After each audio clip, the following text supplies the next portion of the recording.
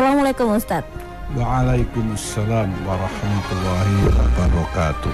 Bahas tentang adab sebelum ilmu, lebih penting mana? Sudah ada pertanyaan kembali dari Bapak Bahrudin tadi, sudah dibacakan juga ya Ustadz ya, tentang hukum mengunjungi orang sakit dan bagaimana adabnya. Monggo Ustadz. Terima kasih Bapak Bahrudin yang telah menanyakan hukum menengok orang sakit. Islam mengajarkan kalau dalam bahasa komunikasi kita, untuk kita itu berempati, sehingga kita bisa merasakan cerita orang lain. Dengan merasakan itu, lalu kita mensyukuri nikmat yang ada pada diri kita.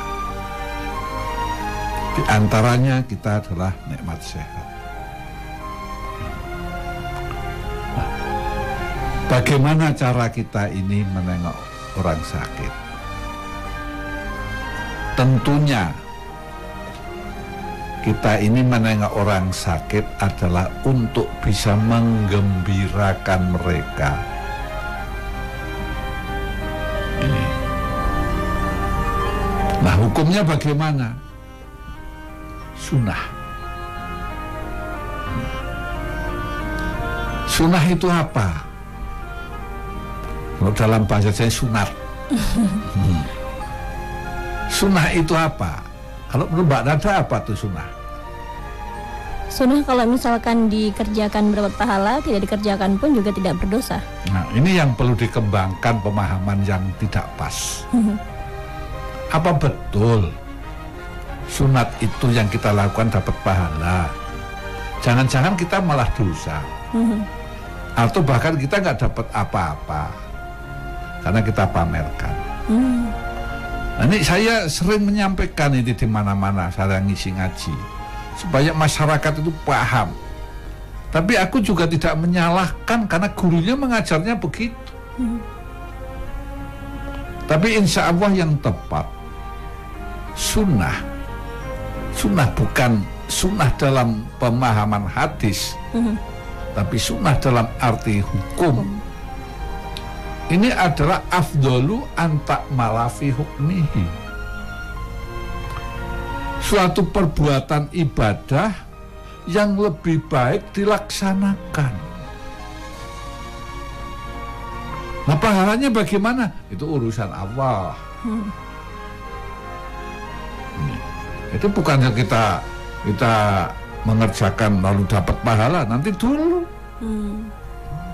Barangkali niatnya lain karena yang ditengok itu wanita cantik, biar karena yang ditengok wanita cantik lalu membawa oleh-oleh yang bagus. Itu pamer ya Ustadz ya di sosial media. Itu udah dijawab sendiri oleh Mbak. Yang jelas niatnya itu tidak lillah.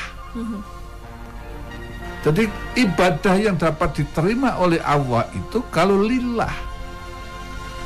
Maka para kiai, para guru kita itu mengajarkan niat itu ditutup lillahi ta'ala.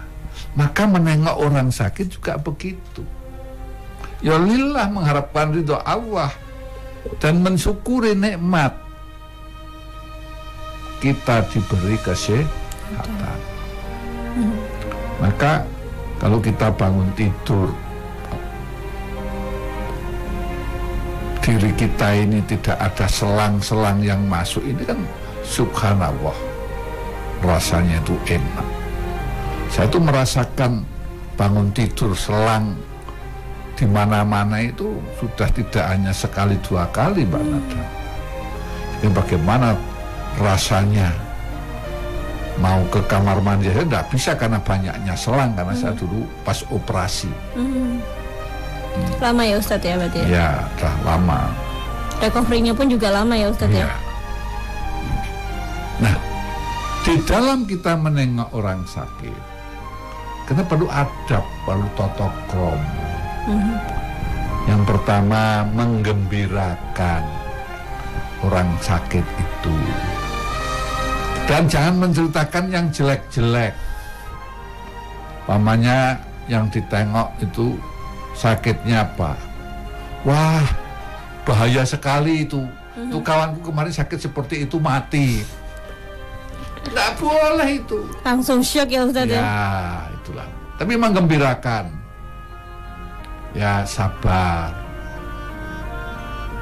Gitu, sabar. Maka kita di sana mendoakan, Allahumma anta safi, la safiya illa anta sifa'u kasba'an la yughadiru saqama. Kita doakan. Ya Allah, Engkau lah beri penyakit, Engkau yang menyembuhkan. Sembuhkanlah saudaraku ini ya Allah. Ini sama dinasehati untuk bersabar. Semoga dengan sakitmu ini Allah mengampuni dosa-dosamu. Ini, tapi ya mohon maaf, memang sabar itu mudah diucapkan, tapi kadang berat dilakukan. Tapi kamu ini sudah melakukan untuk bersabar, maka insya Allah pahala kamu luar biasa. Artinya digembirakan, jangan diceritakan orang meninggal dunia sakitnya seperti itu. Ini seperti kasus kemarin waktu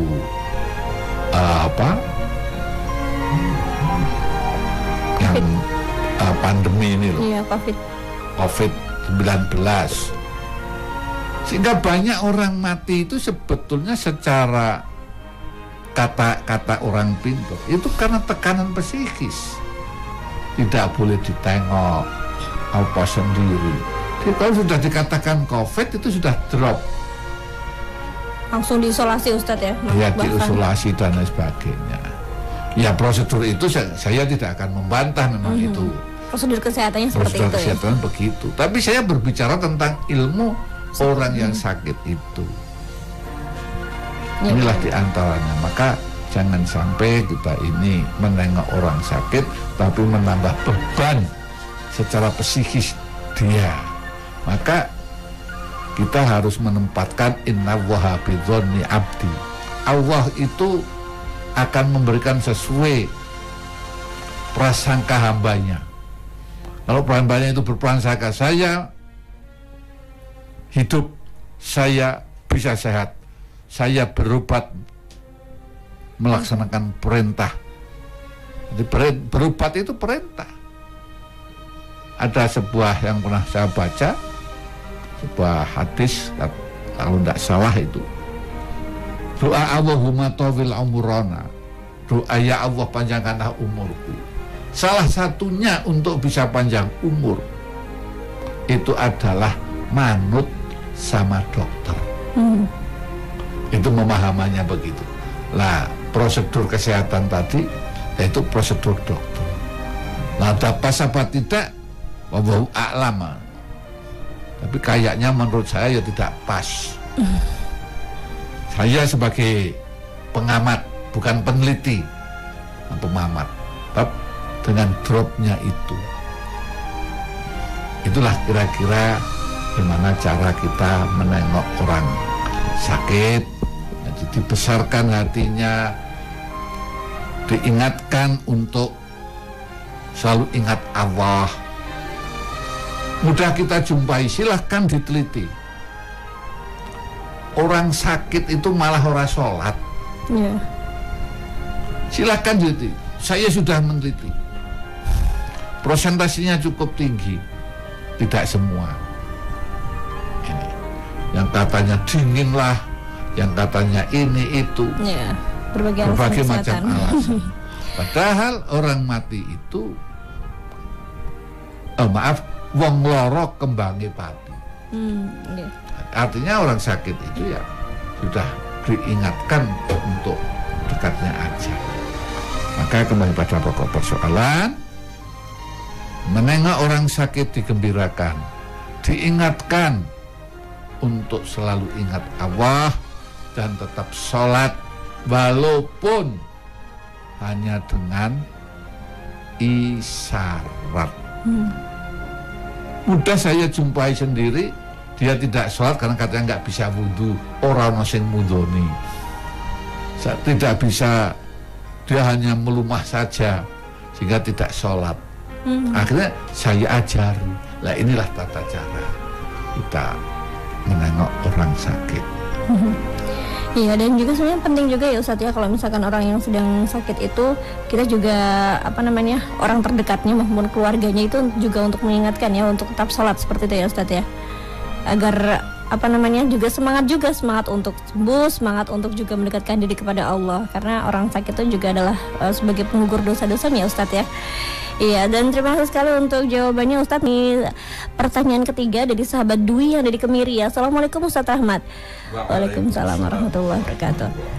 Ustadz mau bertanya, bagaimana cara mengaktualisasikan adab yang baik sebagai seorang muslim dalam kehidupan sehari-hari? Terima kasih atas jawabannya. Monggo Ustadz. Terima kasih Mbak Dwi. Iya, Dwi. Tidak menyebutkan ya, Dwi saja. Mengaktualisasikan akhlak ini ya sesungguhnya kita tanya pada diri kita sendiri sudah ada jawabnya.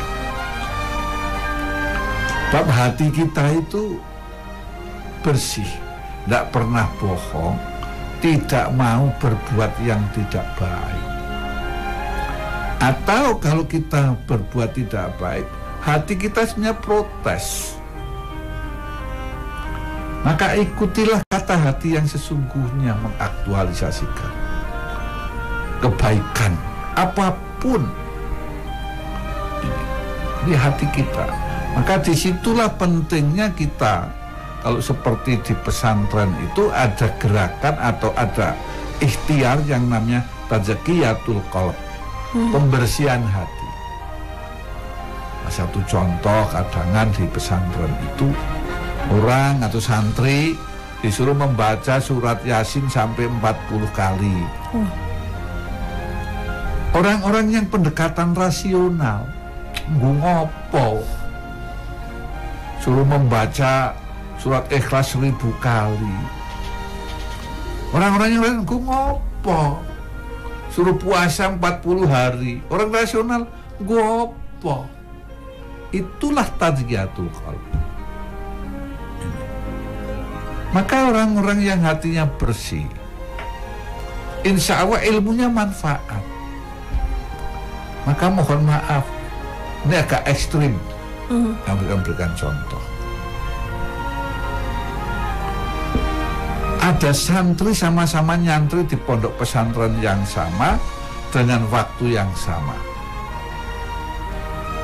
Tetapi setelah pulang, dalam istilah pesantren mobil, yang satu bisa berbuat kepada masyarakat, yang satu tidak sama sekali. Ini ada apa? Inilah yang sering disebut di pesantren itu, waktu itu tidak banyak riyadhah. Riyadhah itu kalau menurut saya itu tazkiyatul qalb, pembersihan hati, lepas daripada hubungan hablum nawah. Tapi ini yang saya sampaikan adalah ke dalamnya. Maka kalau sampai terjadi semacam itu, ya bagaimana proses yang ia lakukan? Ini yang harus dipahami dulu. Maka kita ini sering hanya mengandalkan otak, sementara otak kita juga terbatas. Hingga orang-orang yang lebih pendekatan kepada hati, pendekatan rasa, ini kadang malah disepelekan. Maka kembali pada pokok persoalan, tadi pertanyaannya apa? Mengaktualisasikan adab sebagai seorang muslim. Jadi mengimplementasikan, mengimplementasikan perbuatan, mewujudkan perbuatan di dalam kehidupan ini, ya kita ya menempatkan diri kita, siapa kita, apa yang harus kita lakukan. Ya, terima kasih sekali atas kebersamaannya dan juga ada mohon maaf atas segala kekurangan. Dengan Dr. Haji Rahmat Raharja Saiti BMAG pamit undur diri. Alhamdulillahirabbil alamin. Subhanakallahumma wa bihamdika asyhadu alla ilaha illa anta astaghfiruka wa atubu ilaik.